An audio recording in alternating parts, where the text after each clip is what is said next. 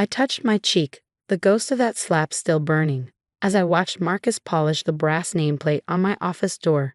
Catherine Thompson, CEO and chairwoman. Behind him, Ashley, no longer an intern but now a junior accountant, hurried past with her eyes fixed on the floor, clutching quarterly reports that needed my signature. But let me take you back 6 months, to the day everything changed. It was the annual Thompson Industries board meeting, and Marcus was doing what he did best: taking credit for other people's work. I sat quietly, as I had for 15 years of marriage, while he presented the innovative logistics system I had developed as his breakthrough initiative. "And that's why our efficiency is up 40%, he boasted, winking at Ashley, who sat in a corner taking notes. She'd been his personal intern for 3 months, though everyone knew what that really meant. Sometimes you need a strong hand to guide a company forward. I cleared my throat. The implementation numbers need revision. There's a discrepancy in the third quarter projections. The room fell silent. I had never contradicted Marcus in meetings. It was our unspoken arrangement. He played the powerful CEO, and I quietly kept the company from collapsing under his incompetence. "Catherine," he said, his voice dangerously soft, "I'm sure you're confused about the numbers. Why don't you let the real executives handle this?" Ashley giggled from her corner, and something in me snapped. 15 years of silence cracked. "The projections are wrong," I repeated, standing, "and if we present these numbers to the shareholders, we'll be committing fraud." Marcus's face turned red. "You dare question me? In front of my board?" "Your board?" I pulled out my tablet. "Maybe we should review the actual ownership structure of Thompson Industries." What happened next unfolded in slow motion. Marcus crossed the room in 3 strides, his hand raised. I saw Ashley smirk, the board members' shocked faces, and then, crack. His palm connected with my cheek, the sound echoing off the mahogany walls. "Know your place," he snarled, as Ashley covered her mouth in false shock, her eyes dancing with amusement. "This is my company, my family's legacy." I touched my cheek, tasting blood where my lip had split. The boardroom remained frozen, everyone waiting to see what would happen next.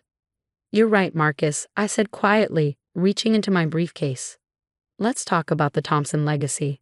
I pulled out a thick folder, documents I had kept hidden for 15 years, waiting for exactly this moment. "Your father's last will and testament." I placed it on the table, the one you never actually read. "Would you like to know what it says?" Marcus scoffed. "I know what it says. He left me everything. The company, the holdings, the family fortune." "No," I opened the folder. "He left everything to the first Thompson to achieve 5 consecutive years of company growth, which happened in 2018. I smiled, my split lips stinging. "Under my leadership, while you were taking 3-hour lunches with interns." The color drained from his face. "You're lying." "Am I?"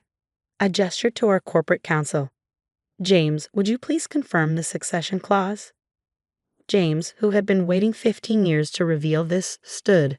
"Mrs. Thompson is correct. She has been the legal majority owner of Thompson Industries since 2018. Mr. Thompson's position as CEO has been at her discretion."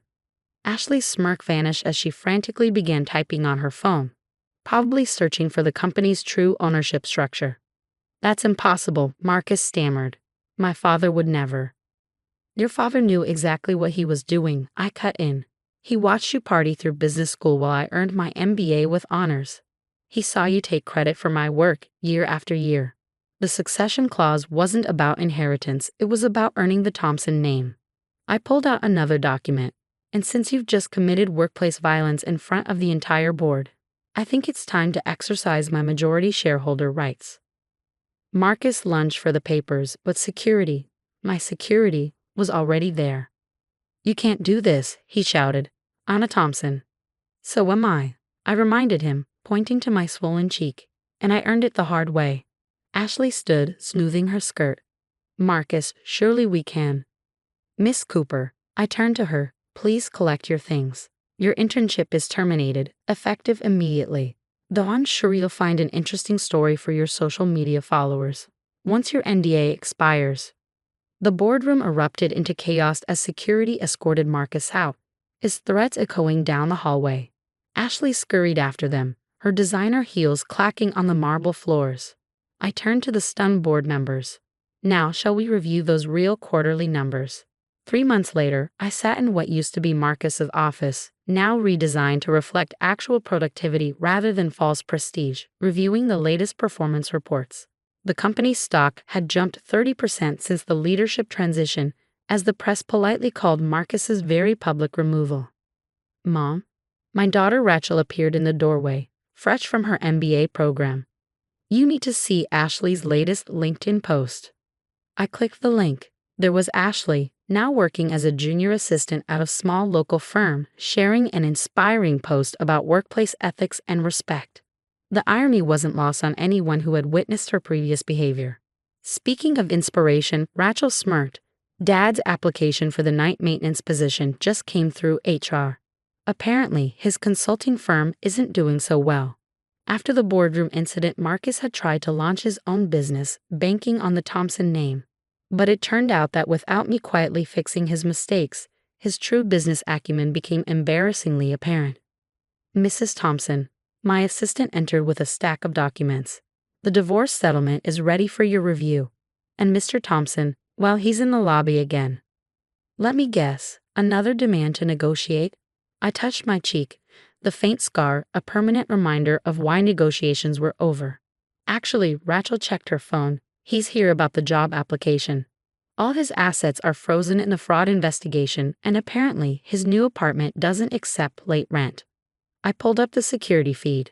There was Marcus in an off-the-rack suit that had replaced his former bespoke wardrobe, shifting nervously in the lobby. Gone was the arrogant man who thought he could slap his way to dominance. Send him up, I decided. Rachel, would you like to sit in on this interview? Minutes later, Marcus entered my office, his eyes widening at the changes. All his dark wood and leather, meant to intimidate, had been replaced with clean lines and clear glass. Transparency, after all, was our new corporate policy. Catherine, he started, then corrected himself. Mrs. Thompson. I know this is awkward. Is it? I gestured to a chair, not the power seats he had once used, but a standard office chair. I think it's rather straightforward. You're applying for a position as night maintenance staff. This is ridiculous, he muttered. I used to own this company. No, Rachel interjected. You used to pretend to own this company. There's a difference. I pulled up his application on my screen. Let's review your qualifications. 15 years as CEO. Though our audit shows you actually performed about 3 hours of real work per week. Multiple strategic initiatives, all of which were actually developed by other people. Interesting resume. You know I'm qualified for more than cleaning offices, he protested. Do I? I turned my screen to show him the company's performance charts. Revenue is up 40% since your departure. Employee satisfaction has doubled. Even our social media engagement has improved. Though that might be because Ashley's not posting luxury lunch photos on company time anymore. Marcus flinched at Ashley's name. She had tried to stick with him after his downfall. Right until his credit cards started declining at her favorite restaurants. I have expenses, he said quietly. The legal fees, the new apartment. I can't even access my own bank accounts because of the fraud investigation. You mean my bank accounts, I corrected. The ones you used to fund your affair with an intern while telling me I didn't understand complex financial matters. Rachel shuffled through his paperwork. The night maintenance position pays $15 an hour. Hours are 11 p.m. to 7 a.m. You'll report to our facilities manager. You remember Jerry, right? The one you used to mock for being just a janitor at board meetings. Marcus's face reddened. This is humiliating. More humiliating than slapping your wife in front of the board? I touched my scar again. More humiliating than watching Ashley post photos with her new boyfriend while you scrub toilets? I said I was sorry about that. No, I cut him off. You said you were sorry you got caught. There's a difference. I pulled out his employment contract. The position is yours if you want it. But understand this, one mistake, one moment of disrespect to any employee and you're out. No severance, no references, no safety net. He stared at the contract, the reality of his situation finally sinking in. And if I refuse? Then you can explain to the fraud investigators how you plan to pay restitution without an income. I smiled. I hear they're particularly interested in those offshore accounts you thought I didn't know about.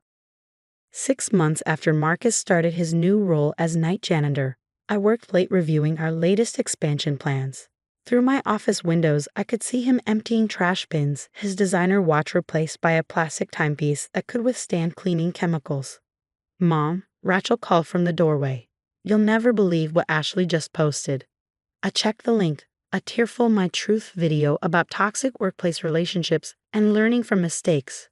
The comments section was filled with former Thompson Industries employees sharing their own stories about Marcus and his former intern. Speaking of mistakes, Rachel grinned. "Did you see Dad's latest performance review?" Jerry, our facilities manager, had written a detailed report about Marcus's cleaning skills. Struggles with basic toilet maintenance.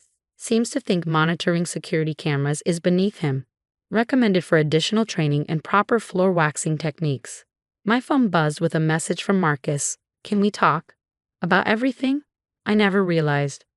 Before I could respond, Rachel showed me the break room security feed. There was Marcus, the man who once commanded boardrooms, being taught how to properly dilute cleaning solutions by the same maintenance staff he used to ignore. "Mr. Thompson," Jerry's voice was professionally stern, "that's the third time you've mixed the chemicals wrong. This isn't like running a company. You can't just fake your way through it." "I never faked." Marcus started, then stopped, watching his reflection in the window he was supposed to be cleaning. In the glass, he could probably see the ghost of his former self, the man who thought power came from intimidation rather than competence. My assistant entered with acquisition reports. "Mrs. Thompson." The London office sent over their projections, and Mr. Thompson's request for a shift change was denied. Apparently, his new supervisor doesn't appreciate tardiness. I glanced at the security feed again. Marcus was now scrubbing the very boardroom floor where he had once thought a slap would assert his dominance. Every night, he had to polish the table where he'd lost everything, clean the windows that had witnessed his downfall. He asked about bonus structures. Rachel mentioned reviewing the maintenance department reports. Jerry told him to focus on mastering window cleaner first. My phone lit up with another notification. The company's stock had hit another record high.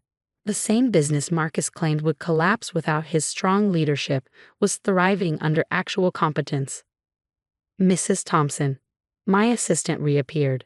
"Ashley's lawyer called. She's requesting a reference for her job applications.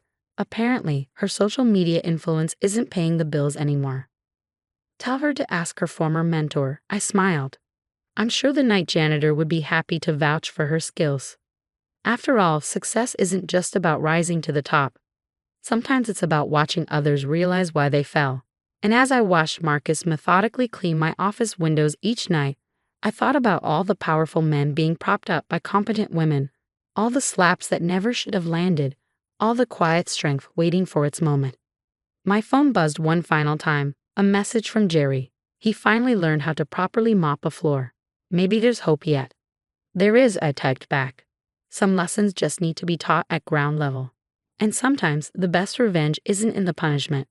It's in the education, even if the lessons come with a mop and bucket instead of a corner office and a company car. After all, some respect can't be demanded or enforced. It has to be earned, one clean floor at a time."